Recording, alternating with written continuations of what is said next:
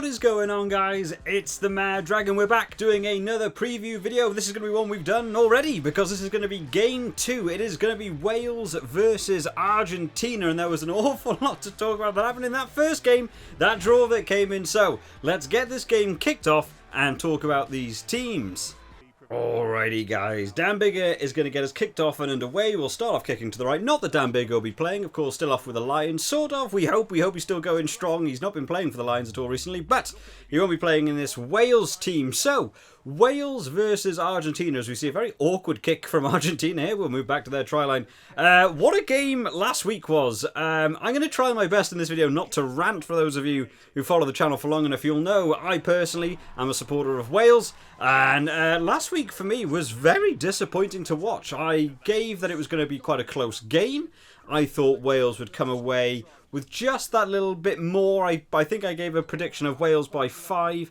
That tended to be because the Argentina team hasn't played in so long, playing that international standard, playing the top-level international. Wales had a nice little warm-up game coming into this. They have got a lot of players missing. But that game led to I believe it was 20-20 in the end. It was a complete draw. And for a good 50 minutes or so, Argentina had a red card. And not being able to beat a team that's had 14 men seems to be getting very sort of repetitive in this Wales team. Not that they haven't achieved it, but we saw in the Six Nations, both the Ireland and Scotland game, Wales having the luck of the red card coming in very early on in games and not really utilising it to be a high-scoring game for themselves, getting it to a very close point score. 1 point against Scotland, I believe, and I would think it was in 3 of the Ireland team, and a draw against Argentina. So there's a lot to work on. I'm going to try my best not to rant too much about how Wales wouldn't spread the ball and Jonathan Davies just kept running into tackles for no reason and they kept competing at scrums and blah. We're not going to do it. I've already ranted to all my friends about that game. So looking ahead to this week, Wales, what will they be looking to improve? For me, certainly spreading the ball to wingers far more. Jonah Holmes in the last game certainly looking like he could open up the wing on that right-hand side an awful lot. Every time he got the ball, he was making a good 20-30 metres, and they only gave the ball to him twice. Owen Lane having the ball himself, not managing to actually make any metres because he got the ball so late that there was already 2 people on him, which really sort of limits what Owen Lane could do. So hopefully they'll get it to the wing a little bit more this week. So, talking about that, let's talk about the team coming out. So starting off with this front row, Thomas, D and Leon Brown. Now, it's no sort of obvious thing that they were struggling a little bit in those scrums against Argentina. Argentina are a big pack. They are a forward-based pack, as most of the Southern Hemisphere teams like to be, as I can't talk now. The anger's kicking in as Corey Allen here with a great little run, nearly getting himself a try there. They weren't managing to deal with that scrum at all. The mauls were struggling for them as well. The 5 metre maul was certainly trying to push, but the scrum I just didn't feel was going very successful for them. They kept trying to outmuscle a team that was clearly heavier, clearly more dominant, clearly more powerful, and rather than trying to play around them, there was no sort of switch up. So, mixing it up in this front row to try and switch it up a bit there. Carter and Rowlands will be taking over. Rowlands managing to get himself a try, which was nice to see last week. However, again, another player taking it into contact so much when there was players outside of him that he could have passed to with far more room and far more time, kept taking it in. Would like to see Will Rowlands giving up that ball a little bit more.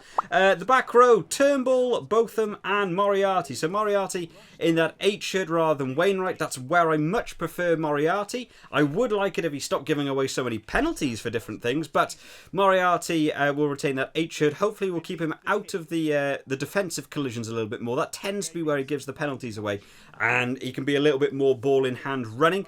Aaron Wainwright not even in the team this week, so you know that's a big switch of missing out on that starting 15. Botham and Turnbull both actually looking quite good on the field. The breakdown scenario from them both is looking pretty good, especially with people like Tipperick and Navidi out. This is the best opportunity to show off what you have to offer, and you've got to replace those boys if they come back in the starting team. So they've got a lot to show, but in all honesty, the 6-7 areas, the flanker positions were working quite well for me, and it was probably one of the few areas that did last week against Argentina.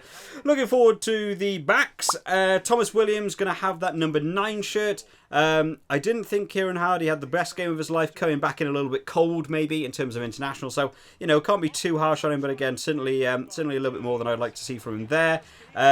Thomas Williams coming off from the bench again. I want to just see him explode. I just didn't feel that Wales team got going last week. Maybe it's because their opponents leading up to this were, no offence to Canada, but was maybe a little bit too easy for them. I think that game was a bit of a walkover, and they weren't quite prepared for what an international test is against a real side that's going to give them a bit of aggro, and they seem to struggle there. So hopefully they'll look to improve that this week. Jared Evans taking over fly half instead of Callum Sheedy. Callum Sheedy will be coming on from the bench later, which I don't mind. Callum Sheedy's a great impact player from the bench. He's been doing all right, actually, as a starting fly half. Jared Evans will be quite disappointed with that final kick of the game, not winning the game for them. That penalty right at the end. So hopefully working on that kicking. He hasn't been bad at club level recently, so hopefully that was a bit of a mistake from him that he can try and fix. Looking towards the centre partnership, Jonathan Davis and Nick Tompkins. So no Halahola this time in the 13 shirt. Nick Tompkins going to his outside centre channel, which I much prefer him in. It's nice to see him in the 13 channel. Hopefully he can work well there. I think this will be much better for them. Jonathan Davis, what can we say about him? You know, a talisman of Welsh rugby that's gone on so well for so long. I just got so annoyed watching him play against Argentina. There were a couple of nice runs he did. The defensive work I don't think was the best from him, and there were so many occasions where someone would give him the ball and he had 2 or 3 players to distribute it to, and instead running into forwards head on and just getting pinned down, you know, running into 2 men at a time, taking these tackles when you had Owen Lane on the outside of him. It just wasn't necessary, and I just feel like Wales really need to consider whether Jonathan Davis is past his prime, which for me, you know, heretic over here saying bad things about people like Foxy, but unfortunately I think Jonathan Davis will really need to step up this game for me in order to be impressive, or I would maybe like to see a Nick Tompkins Halaholo partnership going in that centre channel there for me. Switch up in this back 3. Owen Lane's going to move to the right wing. Rogers is going to move to the left wing, and Hallam Amos retaining that 15. Again, Hallam Amos, one of these players for me, awesome at club level and just doesn't bring it to international. For me, he's going to struggle, I think, as soon as you see the likes of Liam Williams or even Josh Adams had a really good game at fullback. I think Hallam Amos will struggle to keep this Wales shirt once a couple of them come back. Owen Lane just needs room, is going to be the thing for me. He's a big guy. You do forget how big Owen Lane is, just not only in height but also build. In terms of just smashing through players, he's called the Lane Train for a reason. He's a big boy, and if he gets some steam up behind him and runs into players, he will make ground, and he did show it in that Argentina game. But just no one giving the ball. Not too harsh against him really in that game. Just no one giving him the ball early enough. No Jonah Holmes unfortunately this time, but it'd be nice to see Rogers getting back on this wing. We only really got to see him in that Canada game, and I don't think the Canada game is a good way to express what you have to offer, because everyone sort of played well in that Canada game. Rogers, for me, much more aggressive in terms of attack than his defensive work. The defensive work is where I'll be really looking at him quite tightly in this game. I'll be wanting to see him improve immensely in that winger position, which is going to be hard. You know, the Argentinian wingers will absolutely be targeting him, as I think is a weak link. So, tough to call. 1 to 15. It's still not bad. There's still a lot of players missing. I mean, the list that you can rattle off, Wyn Jones, Ken Owens, Alan Wyn Jones, Adam Beard, Navidi, Tipperick, Falatau, Josh Adams, Zammit, and Liam Williams all off with the Lions. That is a huge amount of starting players to lose. It's very much putting on a B team, but I still sort of expect a bit more from them. Maybe I was expecting a little bit too much from them last week, but we'll have to hope they carry on. We are going towards the 50th minute here, so we'll quickly go through the replacements. Sam Parry coming in now. I think that's a great move. Ryan Elias, for me, is just not there in terms of this Wales jersey. The performances aren't there. The line-outs aren't there. And his own sort of penalty given away, not for me. So Sam Parry coming in. Really looking forward to seeing him come in. Roger Jones and Dylan Lewis coming on from the bench. So this is a good front three replacement that's going to come in somewhere in that second half. I think Pivac will know how much the scrum was under scrutiny last week. They'll definitely want to improve that this week, so looking forward to that. Screech will hopefully be making a debut at some point. Tame Basham will actually had quite a good game. Really looking forward to seeing him come back in. Kieran Hardy and Callum Sheedy, the replacement halfback partnerships. Again, I think this works well. Kieran Hardy, speed coming on from the bench. Callum Sheedy, the impact bench player that we've seen in the Six Nations. I think that works well. And finally, Halaholo can come on at 12 on 13. Personally, I would like to see him come on at 12. I'd like to see Jonathan Davis for a period of time go off. I doubt that will happen, unfortunately, but I would like to see a Halaholo-Tompkins partnership, because I think when the World Cup comes around, we might not be seeing Jonathan Davis in this Wales side, and you need a centre partnership that's going to work well, as I take an awful kick by completely messing up my controller. So I want to see that Nick Tompkins-Halaholo combo work a little bit more before we get to that World Cup, in case Jonathan Davis doesn't get there. But 1 to 23, I think a strong team based on what they could have left, the remaining players.